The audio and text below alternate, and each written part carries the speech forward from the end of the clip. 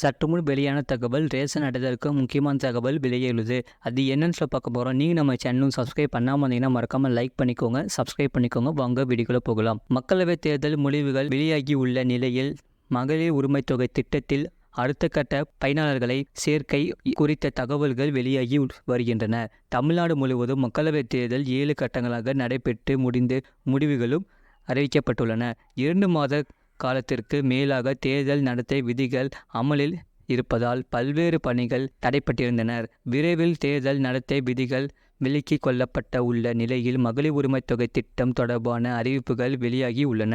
பெண்களின் உழைப்பிற்கு அங்கீகாரம் அளிக்கும் அவர்களது சுயமரியாதையை காக்கவும் தமிழக அரசு கலைஞர் மகளிர் உரிமை தொகை திட்டத்தை செயல்படுத்தி நடத்தி வருகிறது. இதன் மூலம் அரசு வெளியிட்ட பொருளாதார தகுதிகளை நிறைவு செய்பவர்களுக்கு மாதந்தோறும் அவர்களது வங்கி கணக்கில் 1000 ரூபாய் வரவு வைக்கப்பட்டிருக்கிறது. 2023 செப்டம்பர் 15ஆம் தேதி பேரறிஞர் அண்ணா பிறந்த நாள் முன்னிட்டு தொடங்கப்பட்ட திட்டம் அப்போது 1,06,52,000 பேரை பயனாளர்களாக கொண்டிருந்தது. விண்ணப்பம் நிராகரிக்கப்பட்டவர்கள் சரியான ஆவணங்களோடு மீண்டும் விண்ணப்பிக்கலாம் என்று அதற்கான அறிவிப்பும் வெளியானது.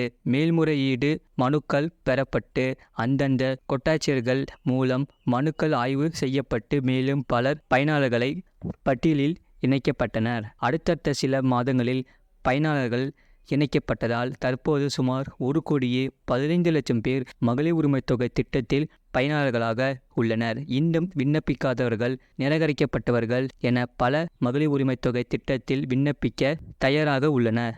அது தொடர்பான அறிவிப்பை தமிழக அரசு வெளியிடாமல் இருந்த நிலையில் தேர்தல் நடத்தை விதிகளும் வர நீண்ட இடைவேளை ஏற்பட்டுவிட்டது. அது மட்டுமல்லாமல் புதிய ரேஷன் அட்டைகளுக்கு விண்ணப்பித்தவர்களுக்கு பல மாதங்களாக அட்டைகள் கிடைக்கப்பெறாமல் இருந்தனர்.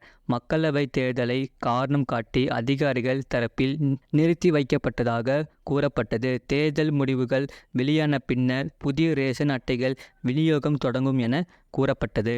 மகளிர் உரிமை தொகை திட்ட பணிகள் காரணமாகவும் புதிய ரேஷன் அட்டை பணிகள் நிறுத்தப்பட்டிருந்தன.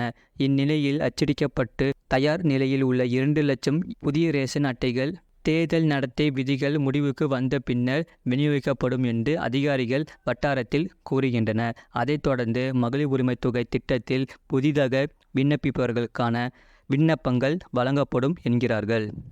அடுத்த ஒரு சில தினங்களில் விண்ணப்பங்கள் தொடர்பான அறிவிப்புகள் வெளியாகும் நிலையில் ஆவணங்களை சமர்ப்பித்து திட்டத்திற்கு விண்ணப்பிக்க வேண்டும்.